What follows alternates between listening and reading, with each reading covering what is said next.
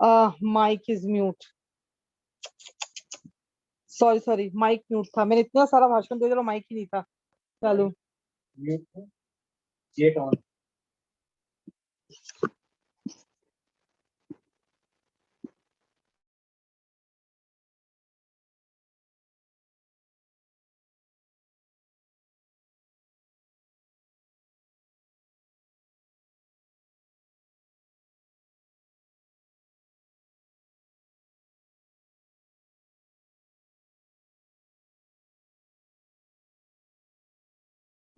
I am very sorry, मैं फिर से शुरू कर देती हूँ। मुझे पता नहीं था यार, माइक ऑफ ऑफ है। पहला पहला मेरा भी, चलो हो जाएगा सेटल। एक बार मैं फिर से चीजें समझा देती हूँ।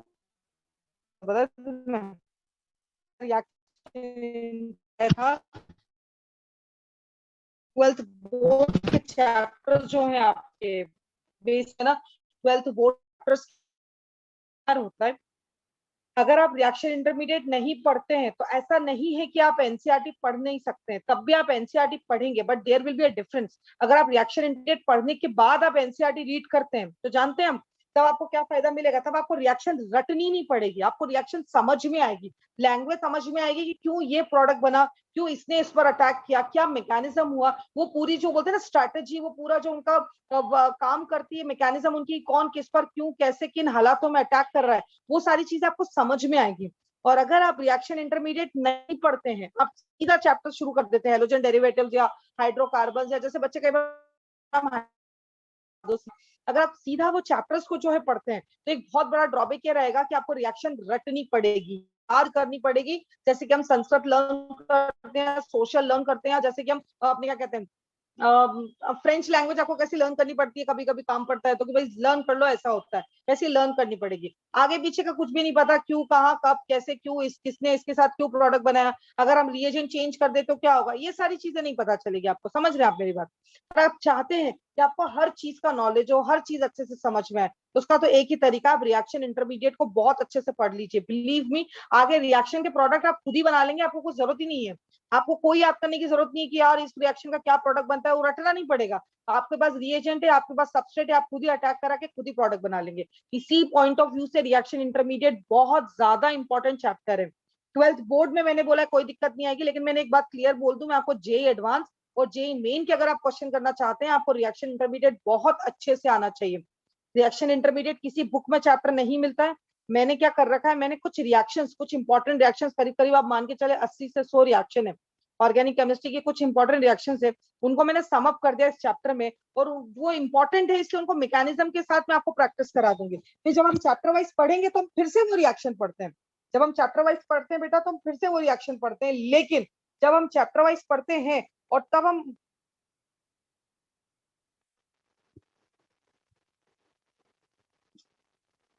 फिर अभी तो आवाज आ रही है, अभी म्यूट नहीं है।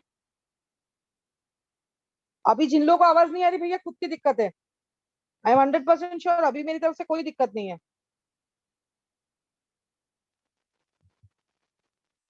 भैया अभी मेरी तरफ से ऑडियो आ रहा है ना? हाँ हाँ, अभी आ रहा है मेरी तरफ से। हाँ, अब जिसके पास जो दिक्कत है अपनी अपनी दिक्कत खुद देखो भाई। ठीक है, थैंक यू वेरी मच। हाँ हाँ हाँ हाँ। तो ये चैप्टर इसलिए इंपॉर्टेंट है, इस चैप्टर को आप समझने की कोशिश करो। आप जब वुड्स रिएक्शन हो गई, आप जितने भी कैनिजार हो गए, आप जितने भी इंपॉर्टेंट रिएक्शन है ना, वो मैं इस चैप्टर में आपको करा दूंगी। तो उससे आपको फायदा क्या मिलेगा, जब आप चैप्टर वाइज पढ़ेंगे तो आपको एनसीईआरटी बहुत सिंपल लगने लगेगी। आप समझ रहे हैं, एनसीईआरटी में किसी भी रिएक्शन का मैकेनिज्म नहीं दिया है, वो सीधा कहते हैं कि ये इसके साथ प्रोडक्ट बनाता है और ये प्रोडक्ट बन जाता है। लेकिन हम किसी भी कॉम्पिटेटिव एग्जाम की बात करें, चाहे हम अपने जेई मेन की बात करें, चाहे जेई एडवांस की, चाहे नीट की, किसी भी कॉम्पिटेटिव एग्जाम की आप बात कर लो, वहां पे थोड़ा लॉजिक लगेगा कि आप किसका प्रोडक्ट किसके साथ क्यों बना रहे हैं। रैंडम रटा रटाया काम नहीं आएगा। And they always give questions on exceptions, जो कि हमारे लिए दिक्कत वाली चीज हो सकती है। ठीक है ना? तो इसीलिए रिएक्शन इंटरमीडिएट बहुत इंपॉर्टेंट चैप्टर होता है। मैं छोटी छोटी टर्मिनोलॉजी से पहले डील करूंगी। पहले मैं आपको जो भाषा होती है ऑर्गेनिक केमिस्ट्री की, उसमें जो इंपॉर्टेंट टर्म्स आएगी, मैं उससे पहले आपको अवेयर करा दूं, उससे मैं समझा दूं। और उसी पॉइंट ऑफ व्यू से सबसे पहली टर्मिनोलॉजी हमने जो उठाई है, that is nucleophilicity and basicity. The first terminology जो हमने पिक करी यहाँ पे, वो क्या है बेटा? Nucleophilicity and basicity. दोनों न्यूक्लियोफिलिसिटी और बेसिसिटी की मैं बात करूं, फिर हम इलेक्ट्रोफिलिसिटी भी देखेंगे, हम सारे देखेंगे। पर अगर हम न्यूक्लियोफिलिसिटी एंड बेसिसिटी टर्म्स की बात करें, तो न्यूक्लियोफाइल क्या होता है? न्यूक्लियोफाइल नाम से ही समझो, न्यूक्लियोफाइल, फाइल मतलब लव, जो न्यूक्लियस लविंग होते हैं, बड़े प्यारे होते हैं, बड़े सॉफ्ट होते हैं न्यूक्लियोफाइल, ठीक है। और एक बेस मतलब क्या होता है? What is the meaning of base? Base मतलब something very hard, very tough, very, ठीक है। एक बेस और न्यूक्लियोफाइल में सबसे बड़ा डिफरेंस ये होता है कि बेस सीधा अटैक करता है और एच निकाल के ले आता है। जैसे कि मैंने एज अ बेस करके एक रिएक्शन भी आपके सामने लिखी है, मैंने वहां पे बेस का ही रोल लिखा है, B negative, as a base B negative काम कर रहा है। उसने क्या किया? उसने एच को निकाला और अपने घर ले आया। उसको इस बात से कोई लेना देना ही नहीं है कि एच को निकालने के बाद आर के साथ क्या हुआ, आर नेगेटिव अकेला सर्वाइव कर पाएगा नहीं कर पाएगा, क्या होगा आर के साथ, कोई मतलब नहीं। बेस मतलब बहुत खराब चीज होती है, उसको सामने वाले में बस एच चाहिए, उसको एच मिलेगा, वो एच निकाल के अपने घर ले आएगा। अब ये तो आर नेगेटिव पर डिपेंड करता है कि वो और ताकतवर हुआ तो वो अपना एच वापस से ले लेगा, अगर वो और ताकतवर नहीं हुआ तो बेस से एच नहीं ले पाएगा, वो नेगेटिव चार्ज बन के रह जाएगा। तो ये तो बात हो गई एज अ बेस। और अगर एज ए न्यूक्लियोफाइल हम बात करें कि फिर एज ए न्यूक्लियोफाइल क्या होता है, तो देखो, as a nucleophile, as a nucleophile ये कभी भी किसी के घर से कुछ तोड़कर नहीं लेकर आते। सेम बी नेगेटिव अगर किसी दूसरे कंपाउंड पे जब न्यूक्लियोफाइल की तरह अटैक करता है तो देखो उसका क्या रोल होता है। ये आप समझते ना, वेज हो गया, समझते होंगे, डैश हो गया, आपको पता होगी ये बात। अच्छा, मैंने ये भी बात बोली थी, कुंजेश महाजन ने मुझसे पूछा था कि मैम इस पर ही रोज पढ़ेंगे क्या, तो मैंने ये बात और बोली थी जो कि ऑब्वियस बात है म्यूट में चली गई। मैंने ये कहा था कि बेटा देखो 5 तारीख तक की बात है, मेनली तो इस पे पढ़ना है क्योंकि अभी बहुत ज्यादा बिजी है, स्क्रीन दो एक स्क्रीन है पर सब बिजी है, क्लासेस सब पे चल रही है। तो सर ने मुझसे रिक्वेस्ट की भाई 5 तारीख तक की बात है, इस पे ले लो, फिर थोड़ा सा सिस्टम थोड़ा सा एक होता है ना रिलैक्स हो जाएगा, फिर अपन ऑनलाइन क्लास वो वाले बोर्ड पे ले लेंगे। और ऑब्वियस सी बात है, जब आप बहुत कुछ बच्चे ऑफलाइन आने लगेंगे तो कुछ बच्चे ऑफलाइन पढ़ लेंगे, तो फिर वो तो हम क्लास में पढ़ेंगे, तो फिर इतना लोड नहीं रहेगा। अभी फिलहाल थोड़े दिन की बात है, इस पर एडजस्ट कर लो, ठीक है। तो ये भी मैंने जब म्यूट था तब मैंने बोला था, ठीक है। अब हाँ, हम बात कर रहे थे B negative as a nucleophile जब अटैक करता है, तो देखो जब कोई एज ए न्यूक्लियोफाइल अटैक करता है ना, वो सामने वाले को कोई तकलीफ नहीं देना चाहता है। वो सामने वाले पर तभी अटैक करेगा जब सामने वाले पर कोई घर छोड़कर जाने को तैयार हो, दैट इज एल। यहाँ पर L is what? L is nothing, L is a leaving group. L खुद क्या है बेटा? एक लिविंग ग्रुप, ये निकलने वाला ग्रुप है। अगर कोई लिविंग ग्रुप है, भाई तुम्हारी बीवी तुमको डिवोर्स कर रही है, तलाक दे रही है, और फिर तुम उसी वक्त दूसरी शादी करो तो कोई दिक्कत की बात नहीं है। पर तुम दूसरी शादी करके अगर, एक होता है ना दूसरे वाले की बीवी अच्छी लगी और उठा के अपने घर ले आए, तो थोड़ा एग्जाम्पल ऐसे देने पड़ते हैं, माइंड मत करो, फील आती है उससे, ठीक है। तो ऐसा ना हो घर पे पेरेंट्स सुन रहे उनको लगे यार ये किस तरीके से समझा रहे हैं, बट थोड़ा सा क्या, आप केमिस्ट्री समझने के लिए थोड़ा बहुत तो अपने को बेस और न्यूक्लियोफाइल में तुम्हें समझाने के लिए बस एग्जाम्पल ले रही हूँ, ऐसा कुछ अपने को करना नहीं और ऐसा ज्यादा फील भी नहीं करना है, ठीक है। और समझ पा रहे हो मेरी बात कि अगर बेस आर एच, बेस क्या कर रहा है? बेस सामने वाले की बीवी अच्छी लगी, उठा के अपने घर में ले आया, उसको कोई मतलब ही नहीं है आर से, आर के साथ क्या होगा क्या नहीं होगा। लेकिन न्यूक्लियोफाइल ऐसा नहीं करता है। न्यूक्लियोफाइल जो होता है ना, वो देखता है अगर दोनों का रिश्ता टूट ही रहा है, डिवोर्स ही हो रहा है, तब मैं अपना अपने बॉन्ड बनाऊं। समझ रहे हैं आप मेरी बात? न्यूक्लियोफाइल जो होगा ना, वो बड़ा प्यारा है, वो बड़ा लविंग है, वो किसी के घर तोड़ना नहीं चाहता है। अगर टूट ही रहा है ऑलरेडी, वैसे ही उनके झगड़े होते रहते हैं, वो वैसे ही अलग हो रहे हैं, और चलो फिर मैं जाकर बॉन्ड बना लूं, ये काम किसका होता है? न्यूक्लियोफाइल का। देखो दोनों ही नेगेटिव चार्ज कंटेनिंग स्पीशीज है, लेकिन दोनों के बिहेवियर में कितना डिफरेंस है। बेस जो होता है वो एच खींच कर ले आता है और अपने घर में रख लेता है, और जो न्यूक्लियोफाइल होता है वो कार्बन पर अटैक करता है। कब अटैक करता है? जब लिविंग ग्रुप मौजूद है, ऑलरेडी कोई क्या कर रहा है, उसका एक एटम टूट कर बाहर निकलने को तैयार है, तब जाके वो क्या करेगा, वहां पर बॉन्ड बनाएगा इस टाइप से।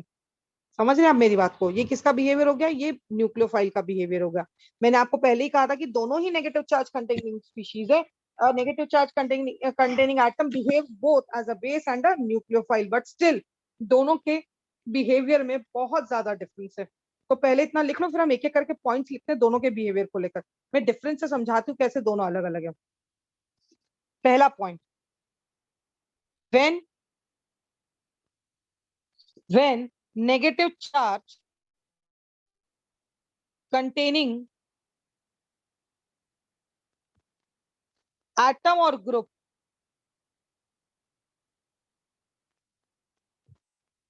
attacks on H plus, आप खुद ही सोचो, जब किसी H प्लस पर डायरेक्टली अटैक होगा, then it behaves as a base. वो किसकी तरह काम करेंगे बेटा? बेस की तरह। उनका व्यवहार किसकी तरह लग रहा है? एक बेस की तरह। सीधा H प्लस पर अटैक कर दिया। लेकिन ऑन द कॉन्ट्ररी, उसी में इसी में सेम पॉइंट में लिख लेते हैं, व्हेन नेगेटिव चार्ज या when negative charge containing species attacks on an atom, when negative charge containing species या atom attacks on an atom containing partial positive charge. Partial positive charge क्यों बोला? क्योंकि leaving group already carbon से दोनों electron लेकर निकलने को तैयार है, और जब ये लिविंग ग्रुप दोनों इलेक्ट्रॉन लेकर निकल ही रहा है तो ऑब्वियस सी बात है इस कार्बन पर कौन सा चार्ज आ रहा है? Partial positive. और जब पार्शियल पॉजिटिव चार्ज आएगा तो बेस को इजीली अटैक कर देगा ना उस पर, क्योंकि बेस को वहां पर एक पॉजिटिव चार्ज दिख रहा है। Partial positive charge other than H+, H+ नहीं होना चाहिए, कोई भी चलेगा, लिविंग ग्रुप कुछ भी हो सकता है H+ के अलावा। Other than H+, it behaves like a nucleophile, it behaves like a nucleophile। आप डिफरेंस समझ पा रहे हैं मैं क्या समझाना चाह रही हूँ? मैं आपको ये समझाना चाह रही हूँ जब H निकाल कर ले आते हैं, प्रोटॉन निकाल कर ले आते हैं तो बेस हो जाता है, और जब प्रोटॉन के अलावा कोई दूसरा ग्रुप निकलने वाला हो और पार्शियल पॉजिटिव चार्ज पर अटैक करे, कार्बन पर अटैक करे, then it behaves as a nucleophile। मेरी बात समझ में आ रही है? When negative charge containing atom or group attacks on H+, it behaves okay, it behaves as a base। ठीक है, हाँ मैं इसका पीडीएफ पूरा सेंड करूंगी।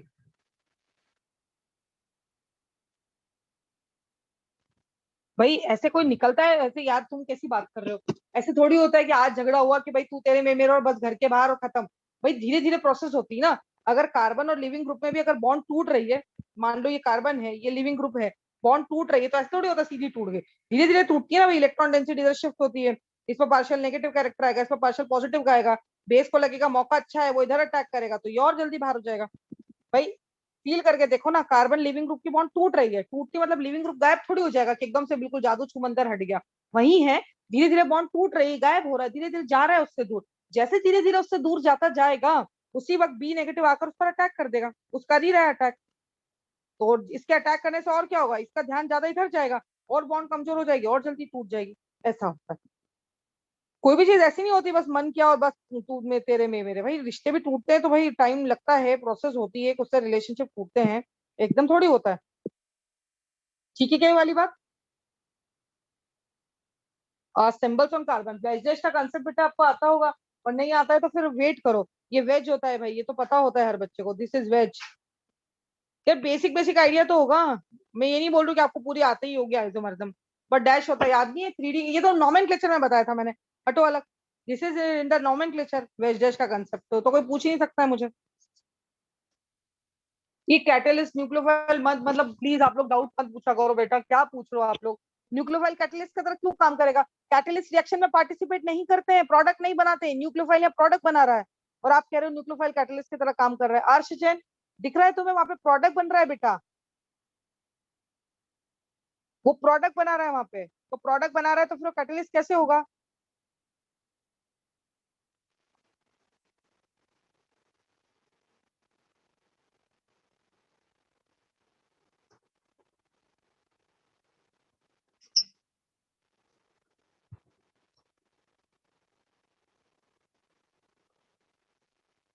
चले, ये पहला डिफरेंस का पॉइंट है।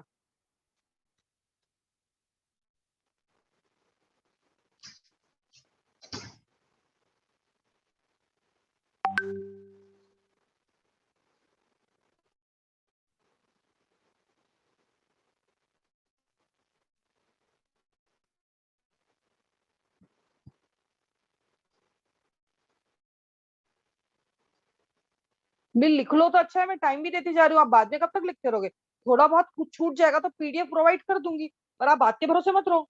आप अपने आप को जानते नहीं हो किस लेवल के आलसी लोग हो। जहां लिखना बंद करोगे तो 10 दिन के नोट्स एक्यूमुलेट हो जाएंगे और बात आई गई हो जाएगी। प्लीज बेटा आप अपने ऊपर बिल्कुल विश्वास मत करो, आई रिक्वेस्ट। आप बहुत नालायक हो, आप बिल्कुल भी ऐसा मत सोचो कि चलो बाद में पीडीएफ मिलेगी तो मैं कॉपी कर लूंगा, उस चक्कर में कुछ भी नहीं हो पाएगा। आप मेरे पे विश्वास करो, मैं आप लोगों को बहुत अच्छे से जानती हूँ, मैं पूरा टाइम दे रहा हूँ, आप आराम से लिख लो पूरा पॉइंट को।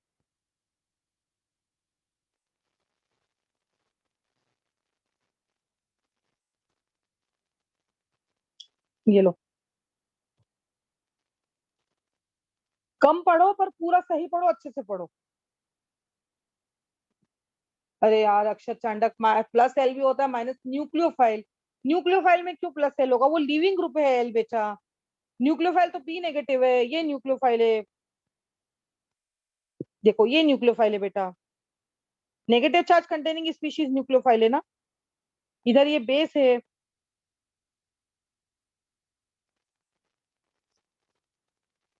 Nucleophile when negative charge containing species sorry क्या हो गया negative charge containing species attacks on atom containing partial positive charge, ये कार्बन है, इसमें पार्शियल पॉजिटिव चार्ज है, ये negative charge containing species other than H plus, other than H plus, ये carbon पर अटैक कर रही है other than H plus, then it behaves like a nucleophile.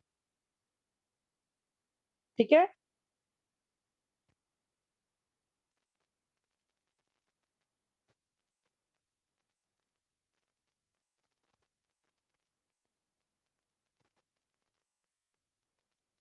ये तो मा- पागल आदमी शिवम माहेश्वरी बॉन्ड शो करिए ना, प्लस है ना माइनस है, वो बॉन्ड है आर और एच के बीच में, एच और आर के बीच में बॉन्ड है, बॉन्ड।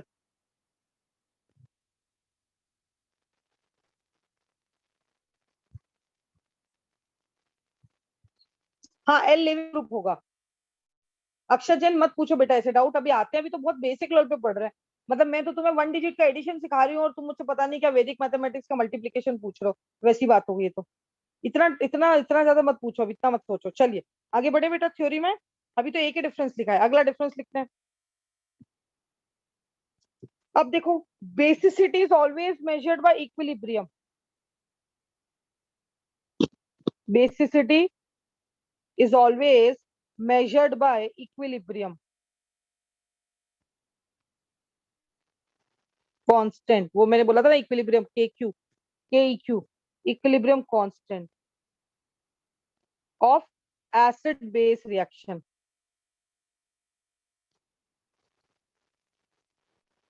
ठीक है बेटा। And nucleophilicity is measured by rate constant.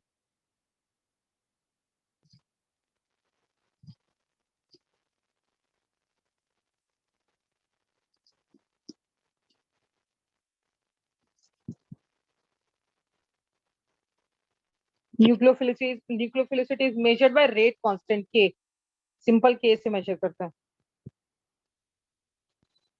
Rate constant. अब देखो, बेसिसिटी में बॉन्ड तोड़नी पड़ रही है आपको, और न्यूक्लियोफिलिसिटी में तो बॉन्ड अपने आप टूट रही है, आप तो नई बॉन्ड बना रहे हो। भाई उनका तो वैसे ही रिश्ता टूट रहा था, उनके रिश्ता टूटने में तो तुम्हारा कोई रोल ही नहीं है, वो तो वैसे ही अलग अलग हो रहे थे। तुम्हारा तो रोल सिर्फ इतना है कि वहां पे दुखी हो रहे थे, पार्शियल पॉजिटिव चार्ज आ रहा था, तो तुमने एक नई बॉन्ड बना दी उनको खुश करने के लिए। कहने का मतलब क्या है, बेसिसिटी थर्मोडायनेमिक्स प्रॉपर्टी, यहाँ पे टेम्परेचर लगेगा, बेस की तरह काम कर रहे हैं अगर ना, तो थर्मोडायनेमिक्स प्रॉपर्टी है, हीटिंग लगेगी क्योंकि वहां पे बॉन्ड टूट रही है। और न्यूक्लियोफिलिसिटी काइनेटिक्स प्रॉपर्टी, आप काइनेटिक्स प्रॉपर्टी मतलब कंपाउंड में बस पार्शियल पॉजिटिव चार्ज चाहिए आपको, आप अपने आप बॉन्ड बना लोगे, आपको कोई हीटिंग वीटिंग या बॉन्ड तोड़ने की जरूरत नहीं है। ये भी बहुत इंपॉर्टेंट डिफरेंस है बेसिसिटी और न्यूक्लियोफिलिसिटी के बीच में, दैट बेसिसिटी इज अ, और ये जेई एडवांस का क्वेश्चन है, that basicity is a thermodynamics property and nucleophilicity is a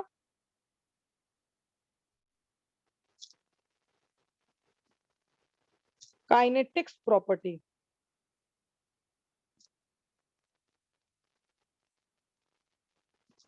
Basicity is a thermodynamics property and nucleophilicity is a kinetics property.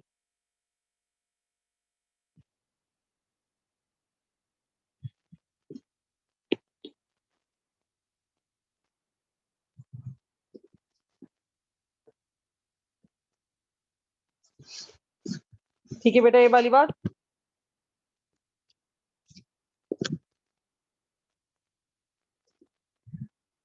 अब base तो कोई भी हो सकता है। अब न्यूक्लियोफाइल तुम पहली बार पढ़ रहे हो तो न्यूक्लियोफाइल के बारे में देख के लिख लिया, पहले यहाँ तक लिख लो, आराम से आराम से लिख लो।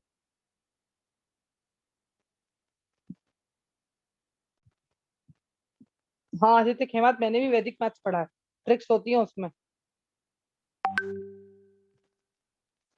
H प्लस वाले लेक्चर, तीन जन लेट हो गए थोड़ा तुम।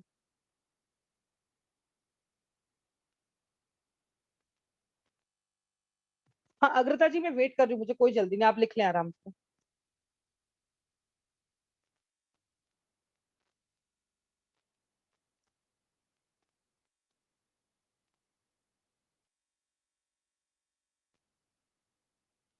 पढ़ना चाहिए, अच्छी चीज है। पर थोड़ी लेट नहीं होगा वैदिक मैथ्स पढ़ने में? बचपन में पढ़ा देते इसको तो।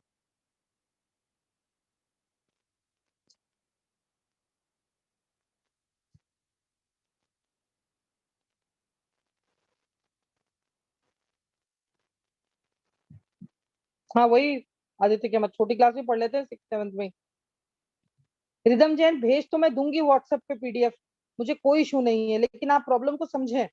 आप लोग बहुत नालायक लोग हैं। मोस्ट प्रॉब्ली व्हाट्सएप पे पीडीएफ नहीं सेंड करूंगी मैं वो ऐप पर ही डालूंगी इसका पीडीएफ। अभी अक्षर जैन सिलेबस तो हो जाए पहले अपना। काइनेटिक्स थ्योरी नहीं लिखा है, काइनेटिक्स प्रॉपर्टी, अरे केमिकल काइनेटिक्स। इसका कॉन्सेप्ट ये है कि ओरिएंटेशन सही होना चाहिए। Carbon containing partial positive charge जैसे ही उसको दिख गया वो अटैक कर देगा, अगर नहीं दिखा तो उसको टाइम लगेगा। मतलब रेट ऑफ रिएक्शन इस बात पर डिपेंड करेगा कि कार्बन कंटेनिंग पार्शियल पॉजिटिव के आसपास भीड़ कितनी ज्यादा है। ठीक है ये वाली बात। और तने बुहारे मैंने इससे बोला ना एडजस्ट कर लो थोड़े दिन के लिए, अपन कितनी बातें कर रहे हैं, पढ़ घूम रहे अपन सब बातें कर रहे हैं। चलिए, नोट कर लिया ये यहाँ तक। चले, नेक्स्ट पॉइंट ये हो गया। अब हम न्यूक्लियोफाइल्स की बातें करते हैं।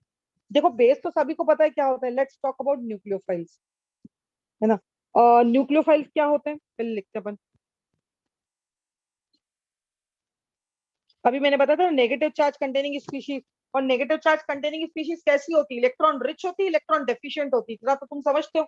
Definitely negative charge containing species are electron rich species, हाँ या ना? तो nucleophiles are electron rich species, ठीक है। Which attack which attack a positive centre, provide electron pair for sharing. Electron species, electron rich species है तो उसके पास negative charge ज्यादा है, नेगेटिव चार्ज ज्यादा है तो दूसरों के साथ बॉन्ड बनाने के लिए नेगेटिव चार्ज वो देंगे, इलेक्ट्रॉन पेयर वो देंगे, ठीक है। और being electron pair donor, being electron pair donor act as Lewis base, act as Lewis base and represented by Nu minus, Nu minus मतलब न्यूक्लियोफाइल। अब न्यूक्लियोफाइल तरह तरह के हो सकते हैं। सबसे पहले मैंने लिखा चार्ज न्यूक्लियोफाइल। न्यूक्लियोफाइल पहचानना भी तो आना चाहिए भाई, हाँ ये न्यूक्लियोफाइल है। चार्ज न्यूक्लियोफाइल कौन कौन से होंगे? चार्ज न्यूक्लियोफाइल, ठीक है। बी आर नेगेटिव, भाई negative charge containing species nucleophile होगा। O R negative, O H negative, C N negative. C N negative पता नहीं क्यों लोग एन पे नेगेटिव बना देते हैं, कार्बन पे नेगेटिव बनाना पड़ेगा ना। NH2 negative, CH3 negative, SH negative, SR negative. Any negative charge containing species can act as nucleophile, कोई भी न्यूक्लियोफाइल की तरह काम कर सकती है, ठीक है। एक होता है मेरे पास neutral nucleophile, neutral nucleophile. Neutral nucleophile मतलब लोन पेयर कंटेनिंग स्पीशीज। बोले तो देखो, चार्ज न्यूक्लियोफाइल तो आप समझ गए थे नेगेटिव चार्ज, अब न्यूट्रल मतलब central atom having lone pair या having complete octet, having complete octet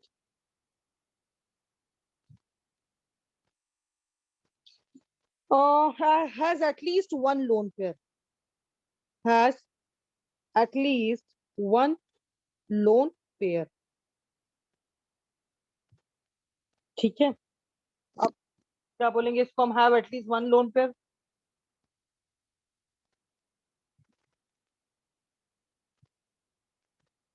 example देखो, NH3,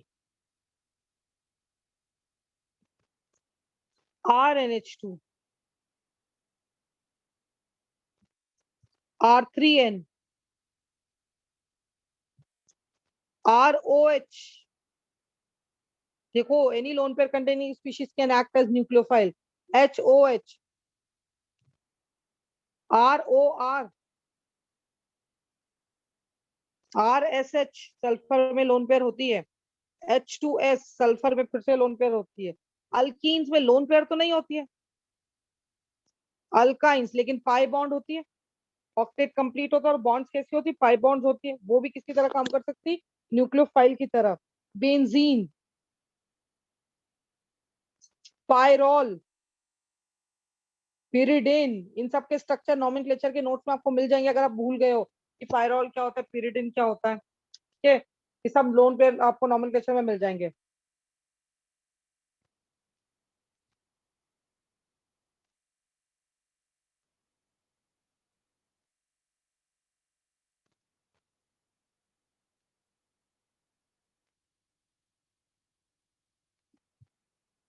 लिखो सारे. ओआर में आर अल्काइल. अरे रेड ब्लू ग्रीन क्या करेगा, सब लिखना है.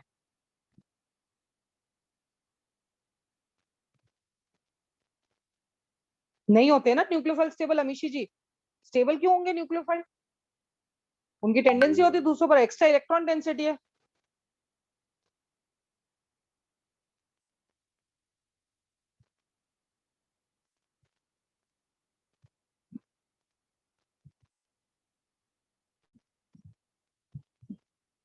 अभी रश्मि जी क्यों इस पे आप आ गए? बेटर कौन सा है? अभी तो अपने को यही नहीं पता है कौन कौन न्यूक्लियोफाइल होता है. अब तुमको उसमें भी बेटर जानना है. आ जाएगा ना वो भी.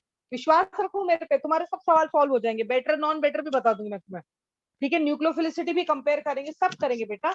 It will take time.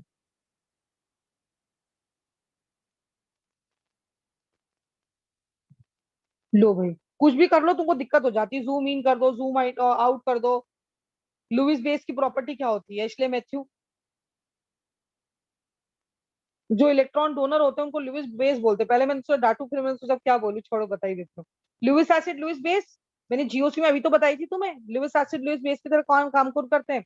एक इलेक्ट्रॉन लेते हैं और एक इलेक्ट्रॉन देते हैं. याद आया तुम्हें? अभी जीओसी में बताया था मैंने. तुम जीओसी होप तो अटेंड कर रहे हो.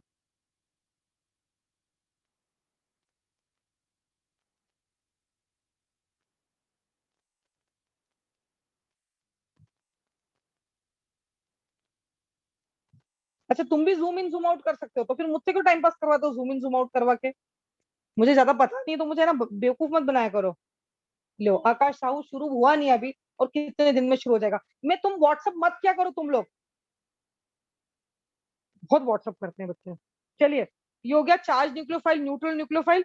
नेक्स्ट आ गया हमारे पास यहाँ पे एम्बीडेंट न्यूक्लियोफाइल. ऐसे लगता है 1 घंटे की गपशप की क्लास रखनी चाहिए, तुम्हारे मन की सारी बातें कर लो तुम. एम्बीडेंट nucleophile.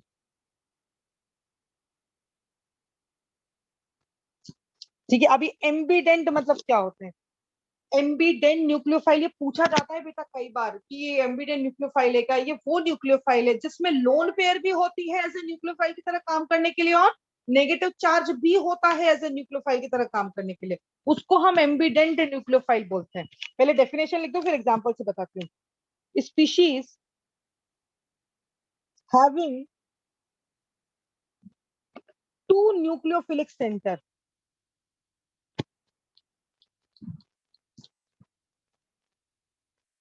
Species having two nucleophilic center, one is neutral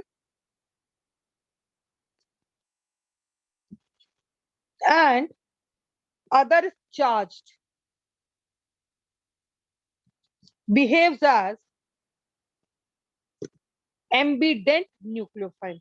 मैं एग्जांपल से बताती हूँ तुम्हें एम्बीडेंट न्यूक्लियोफाइल कौन होते हैं. देखो जरा, for example C N negative. देखो सी, इस पर नेगेटिव चार्ज होता है और इस पर लोन पेयर होती है. हो गया एम्बीडेंट न्यूक्लियोफाइल. NO2 नेगेटिव देखो, हो गया एम्बीडेंट न्यूक्लियोफाइल. सल्फर पर लोन पेयर होती है, हो गया एम्बीडेंट न्यूक्लियोफाइल. तो कुछ ऐसे न्यूक्लियोफाइल जिनमें लोन पेयर भी होती है और नेगेटिव चार्ज भी होता है, उनको हम एम्बीडेंट न्यूक्लियोफाइल बोलते हैं. हाँ लिख लो, चलो लिख लो, सारे लिख लो. दोनों पैरल होते शायन, बहुत इंपॉर्टेंट है ये बात. डबल आर वाला भी होता है और सिंगल आर वाला भी होता है।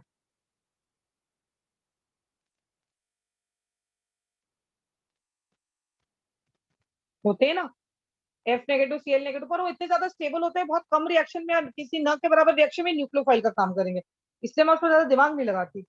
मतलब एम्बिडेंट मतलब देखो ना, डेफिनेशन में लिखो, नवजोत सिंह क्या लिखा है, एम्बिडेंट मतलब ऐसी स्पीशीज जिसमें कार्बन मतलब जिसमें एटम में नेगेटिव चार्ज भी होता है और लोन पेयर भी होती है। जैसे सी पर देखो, सी एन नेगेटिव में सी पर नेगेटिव चार्ज भी है और इसी में नाइट्रोजन पे लोन पेयर भी है, दोनों प्रेजेंट है, तो ये एम्बिडेंट हो गया। देखो इधर नेगेटिव चार्ज भी है और इधर लोन पेयर भी है, इधर भी लोन पेयर है, ये एम्बिडेंट हो गया। नेगेटिव चार्ज भी है और सल्फर पे लोन पेयर भी होती है, ठीक है, तो उसको क्या बोलते हैं हम, एम्बिडेंट न्यूक्लियोफाइल। चेक कर लो एक बार।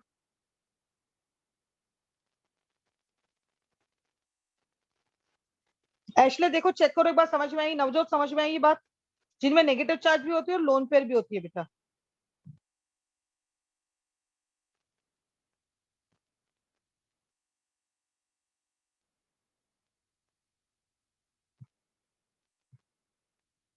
अक्षर जायसवाल, तुम्हारे मन के विचार समझ रही हूँ कि डायरेक्ट 10th से 12th में आ गए, और इसका जिम्मेदार कौन है बताइए। अब ठीक है, कोरोना तो सबके लिए आया है, पर अब थोड़ा सा अपन कम से कम 12th में आ गए ऐसा तो फील कर ले, नहीं तो पता चलेगा सीधा 10th के बाद पढ़ाई खत्म हो गई है। ठीक है, तो कम से कम 12th के लिए अब अच्छे से अपन पढ़ लें, कोई बात नहीं, जो हो गया सो हो गया, बीत गया सो गया, और कोई गलती रिपीट ना करें हम लोग। यशवी जी मैं आपको ये दे दूंगी पीडीएफ, इसका आप लोड ना ले बिल्कुल भी। और आप लोग आजकल डीपीपी सबमिट नहीं कर रहे हैं, मैं अभी कॉमन बच्चों पे कॉल करवाने वाली हूँ जिन्होंने अपनी डीपीपी सबमिट नहीं करी है, जिन्होंने एक भी नहीं करी, या दो नहीं करी, या तीन नहीं करी ना, उनके घर फोन करवाने वाली हूँ, तो आप एक बार देख लें, आपने नहीं सबमिट करी तो आंसर्स के साथ सबमिट कर दें।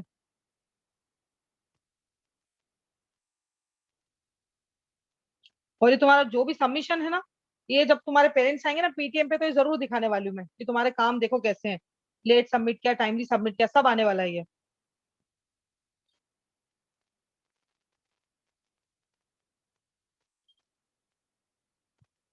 हाँ पीटीएम होती है ना, पेरेंट्स आते हैं ना अभी छोड़ने आएंगे तुमको कुछ के, तो वो जरूर ये जानना चाहेंगे मैम कैसे क्या चल रहा है, सर कैसे क्या चल रहा है, तो बस ये तुम्हारा ये बोलते हैं ना, रख देंगे, ये देखो ऐसा ऐसा चल रहा है।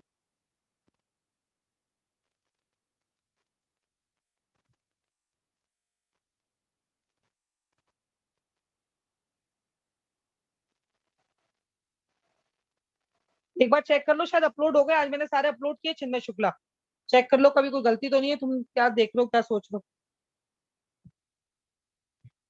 नहीं ऐसा कुछ नहीं है कि एम्बिडेंट में नोन पे नेगेटिव चार्ज एडजेसेंट होना चाहिए, वो कोइंसिडेंटली है इन सब में। चले आगे बढ़े अब हम। हम्म, अब हम बात कर रहे हैं इलेक्ट्रोफाइल के बारे में। देखो हमने न्यूक्लियोफिलिसिटी बेसिसिटी देख ली, बेसिक समझ लिया, negative charge containing species can act as nucleophile as well as base, और हमने बेसिक ये भी समझ लिया कि कब बेस की तरह काम करेगा, कब न्यूक्लियोफाइल की तरह। ठीक है, मतलब रिएक्शन को देखकर समझ में आ जाएगा अभी ये न्यूक्लियोफिलिक है या बेसिक रिएक्शन है। ठीक है, now let next we deal with electrophilicity. Nucleophilicity मतलब न्यूक्लियस लविंग था, इलेक्ट्रोफिलिसिटी का मतलब क्या होगा, electron loving. What is the meaning of electrophilicity, the meaning of electrophilicity is electron loving, this is the meaning of electrophilicity, electron loving.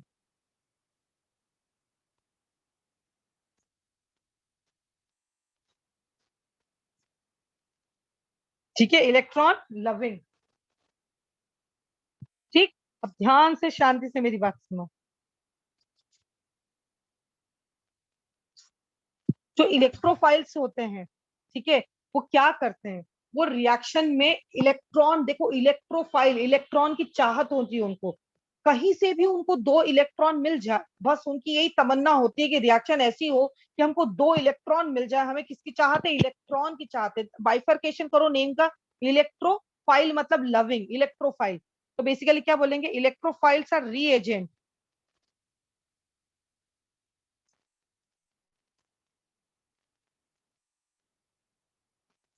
which in their reactions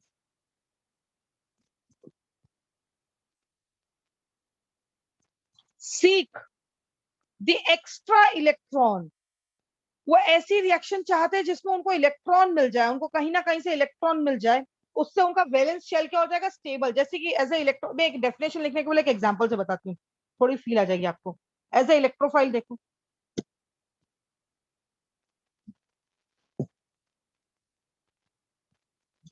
ये carbon है, इसको 2 electron की चाहत है, इसके पास 2 इलेक्ट्रॉन की कमी है, कि कुछ भी करके 2 इलेक्ट्रॉन चाहता है कि उसको कहीं से भी 2 इलेक्ट्रॉन मिल जाए, तो उसके जीवन में जो इतनी बड़ी कमी है वो कमी क्या हो जाए, पूरी हो जाए। वो देखो कार्बन बचपन से हम देखते आ रहे हैं कि कार्बन 4 कोवेलेंट बॉन्ड बनाता है, या 3 बॉन्ड के साथ जिंदा ही नहीं रह पा रहा है, वो पागल हो गया, वो बावला हो गया, वो चाहता है कुछ भी करके दुनिया में मुझे कोई 2 इलेक्ट्रॉन दे दे।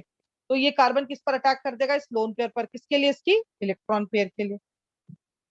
और देखो प्रोडक्ट क्या बनेगा, ओ। अब इस ओ ने अपनी लोन पेयर अगर कार्बन को दी है, तो जरा देखो, जरा ओ ने अपनी लोन पेयर दी है, तो एक लोन पेयर कार्बन को दे दी, तो ओ कितनी बॉन्ड बनाता है, 2। यहाँ कितनी बॉन्ड बनाई है, देखो ओ ने 3 बॉन्ड बनाई है, 1 बॉन्ड, 2 बॉन्ड और 3 बॉन्ड। और जब कोई एटम अपनी औकात से ज्यादा की बॉन्ड बनाता है, तो यहाँ पर लगने वाला चार्ज कैसा चार्ज हो जाता है बेटा, फॉर्मल चार्ज। एक फॉर्मल चार्ज आ गया है। मतलब ये जो 2 लोग थे, जिसमें से ये तो कंप्लीट कंपाउंड था और ये इलेक्ट्रॉन डेफिशिएंट था, इस इलेक्ट्रॉन डेफिशिएंट को जब इस वाटर ने अपने 2 इलेक्ट्रॉन दे दिए, जब इसने अपने 2 इलेक्ट्रॉन दे दिए, तो ये कैसा बन गया, इस तरीके से कंप्लीट कंपाउंड बन गया, सिस्टम में क्या आ गई, स्टेबिलिटी आ गई। फॉर्मल चार्ज तो हम ऐसे ही मानते हैं ना, फॉर्मेलिटी के लिए लगा दिया। फॉर्मल चार्ज की क्या औकात, फॉर्मल चार्ज तो किस लिए लगाया, फॉर्मेलिटी के लिए लगाया। अच्छा, एक एरो में दिक्कत है, बस मैं करेक्ट कर दूं, एरो कभी ऐसा नहीं बनता, हमेशा लोन पेयर अटैक करती है, तो मुझे ऐसा बनाना चाहिए, मैंने गलत बनाया, I am very sorry. Lone pair attack करता है, हमेशा ध्यान रखना। ठीक है, ये उधर जाए, ये खींचेगा उसको, ये उधर जाएगा। तो क्या हुआ, इलेक्ट्रोफाइल ने क्या किया, इलेक्ट्रोफाइल सीक्स एक्स्ट्रा इलेक्ट्रॉन्स जो रिएक्शन में होते हैं ना, वो that will give them, that will give them stable valence shell of electrons. देखो सभी का ऑक्टेट कंप्लीट हो गया, stable valence shell of electrons मिल गए। All Lewis acids including protons, क्योंकि प्रोटॉन लुईस एसिड नहीं होते ना, including protons are electrophiles and represented by E plus, represented by E plus, ये इलेक्ट्रोफाइल हो गया। दिख रहा है आपको, उन्होंने क्या किया, अपना ऑक्टेट कंप्लीट कर लिया। चेक कर लें एक बार,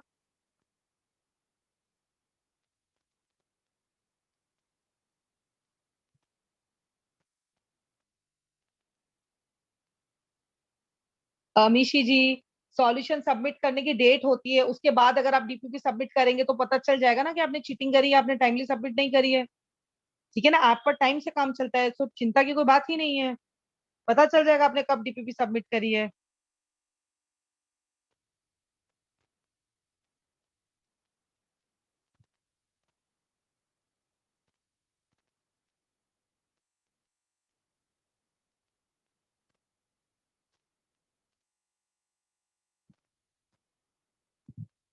शौर्य गुप्ता, थप्पड़ पड़ेंगे अगर ये भी कलर से तुमने दिक्कत बताई है तो। सब कलर बढ़िया है, सब अच्छे चल रहे हैं। डॉट लगा दिया केशव अग्रवाल, तुमने डॉट क्यों लगा दिया, तो तुम 10 दिन से क्यों पूछ रहे हो, मैं जब पढ़ाऊंगी तभी बताऊंगी, तुम मत परेशान हो।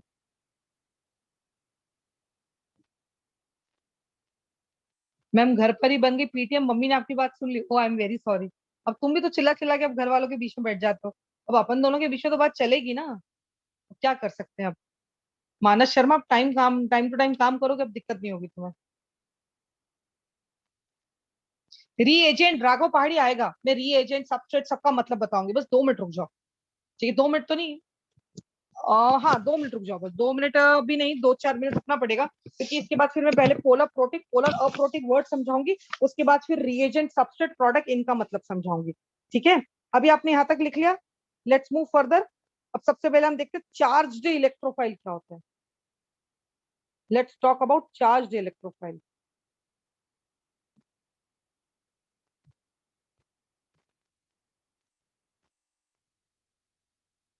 चार्ज इलेक्ट्रोफाइल किसको बोलेंगे, पॉजिटिवली चार्ज स्पीशीज को बोलेंगे। Positively charged species having incomplete octet. Positive charge species in which central atom has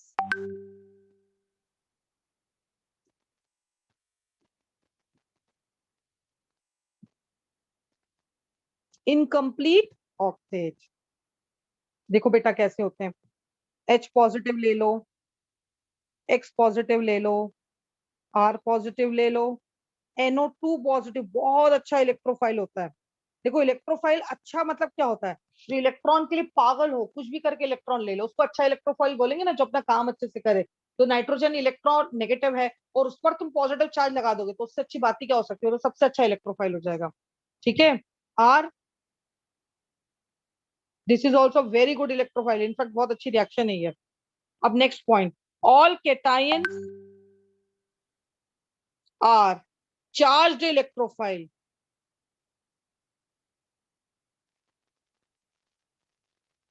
and the very important thing, except, ये रटना जरूरी है, नहीं तो आप फंस जाओगे अच्छी रिएक्शन में। एक्सेप्ट फर्स्ट है, सेकेंड है, ग्रुप एलिमेंट्स, मतलब Li+, Na+, ये सब इलेक्ट्रोफाइल नहीं होते हैं। These are not electrophile. ये तो अपने इलेक्ट्रॉन देखकर खुश हैं, इनको इलेक्ट्रॉन की चाहत नहीं है, इसलिए ये इलेक्ट्रोफाइल नहीं है। Al3+, NH4+, ये सब इलेक्ट्रोफाइल नहीं होते हैं। आप भावनाओं को समझे मेरी। Ammonium NH4+ is not electrophile, formal charge है। ऐसे सब जिनमें फॉर्मल चार्ज लगता है, H3O+ ले लो, बहुत सारे ऐसे, ये सब इलेक्ट्रोफाइल नहीं होते हैं। समझ रहे हैं आप मेरी बात, ये सब के सब इलेक्ट्रोफाइल नहीं होते, क्योंकि इन्होंने अपना इलेक्ट्रॉन खुशी खुशी दिया है।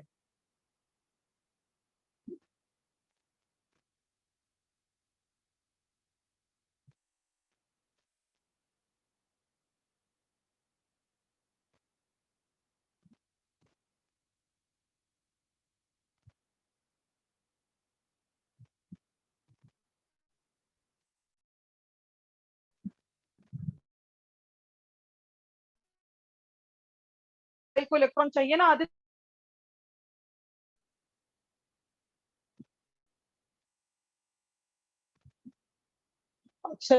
चांडक कॉल तो आएगा,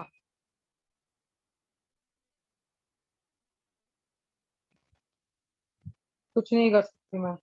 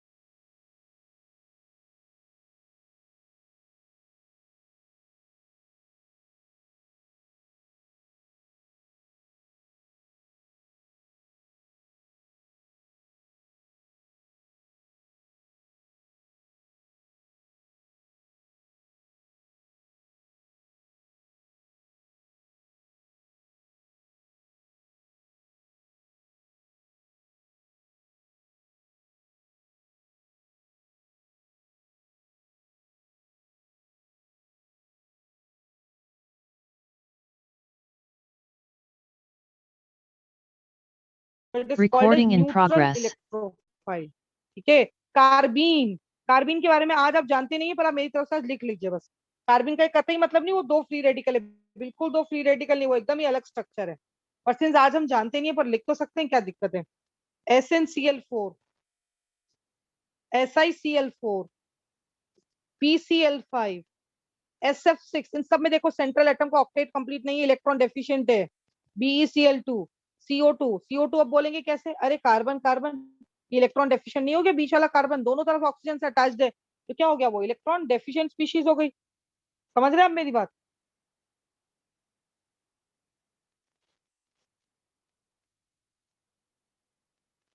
ठीक है, CO2, SO3, CS2, PCl3, ये सब क्या हो गए? Neutral electrophile. इन सब में किसकी कमी है? इलेक्ट्रॉन की कमी है।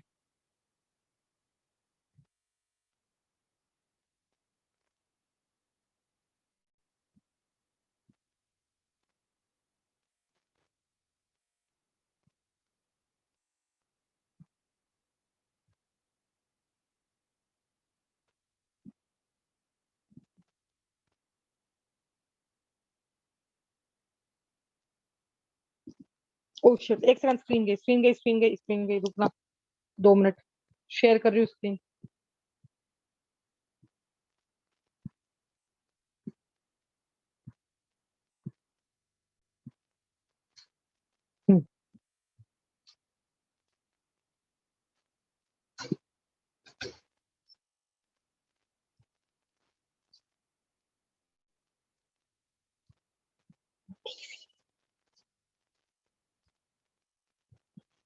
अल्कीन को सैचुरेट होना है? रश्मि जी, हाउ, मतलब how could you think like this? नहीं नहीं, एब्सोल्युटली रॉन्ग कंसेप्ट है।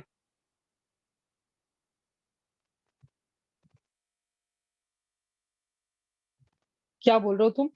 इसलिए मैम, अगर ये न्यूट्रल है तो ये सेम सामने वाले से इलेक्ट्रॉन नहीं विच देखते, तो इलेक्ट्रोफाइल कैसे हुआ? ये क्या हो गया?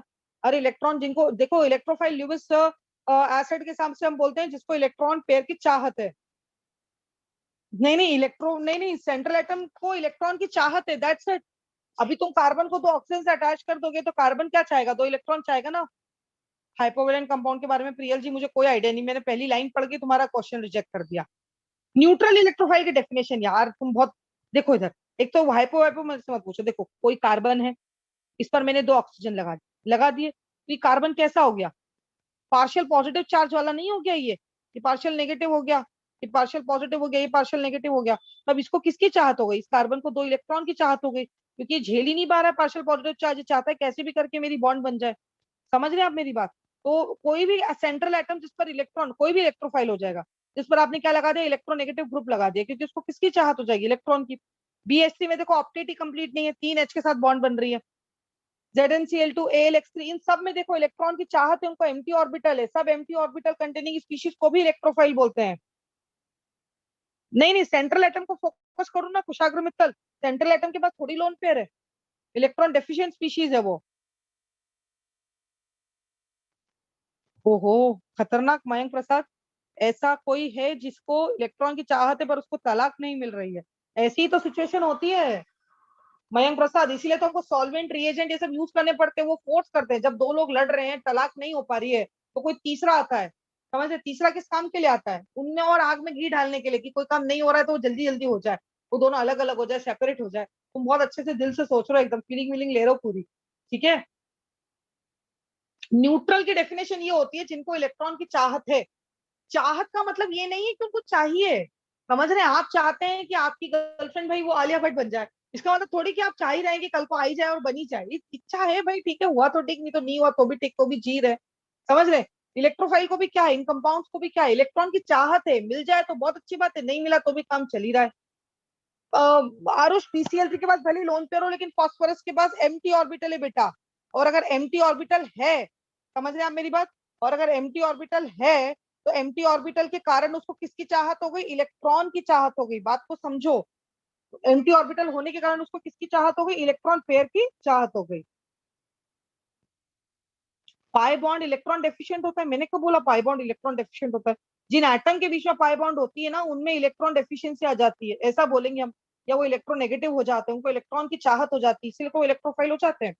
इलेक्ट्रोनेगेटिव ग्रुप है, उन एटम्स के बीच में इलेक्ट्रोनेगेटिविटी बढ़ गई, उनको इलेक्ट्रॉन की चाहत है। अमिशी जी, ऑक्सीडाइजिंग और रिड्यूसिंग के साथ बाद में कनेक्ट करेंगे ना, आज नहीं, आज बहुत ज्यादा हो जाएगा नहीं तो फिर। आज तो हम इलेक्ट्रोफाइल और न्यूक्लियोफाइल ही समझते हैं बस।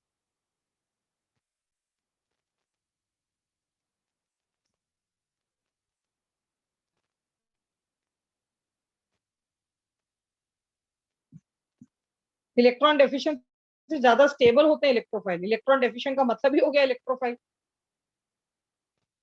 चलिए, तो यहाँ पर हमने आज पढ़ा है न्यूक्लियोफिलिसिटी, इलेक्ट्रोफिलिसिटी और बेसिसिटी। ठीक है, कल वाली क्लास में जो है अध्यक्ष बढ़ जाती है, शेयर करते हैं, ये भी होता है। कहीं पर वो लोग अपने ही कंपाउंड से लोन पर ले लेते हैं, ये सारी सिचुएशन होती है। पर फिलहाल उस सेंट्रल एटम के लिए बात करें तो उसको तो चाहते ना, दैट्स इट। हाँ, अब कल वाली क्लास में हम पोलर प्रोटिक, पोलर अप्रोटिक पढ़ेंगे। मैम एम्बिडेंट इलेक्ट्रोफिल नहीं, एम्बिडेंट इलेक्ट्रोफाइल नहीं होते हैं। कल हम पोलर प्रोटिक और पोलर अप्रोटिक पढ़ेंगे, बहुत इंपॉर्टेंट है। ठीक है, आज के लिए लेक्चर में यहीं पर एंड कर रही हूँ। Let's meet tomorrow. आप भी थोड़ा रेस्ट कर लीजिए, दिन भर हो गया अब आपका भी आज। चलिए कल मिलते हैं। एक बार जरा न्यूक्लियोफिलिसिटी, बेसिसिटी और क्या बोलते हैं तीसरी चीज अपनी इलेक्ट्रोफिलिसिटी के एग्जांपल्स देख लीजिएगा। मैं पीडीएफ सेंड कर दूंगी, लेकिन मैं रोज रोज नहीं सेंड करूंगी अग्रता जी, नए नए 2-1 दिन सेंड कर दूंगी, क्योंकि उसके बाद फिर आप लोगों की लिखने की आदत नहीं रहेगी इसलिए।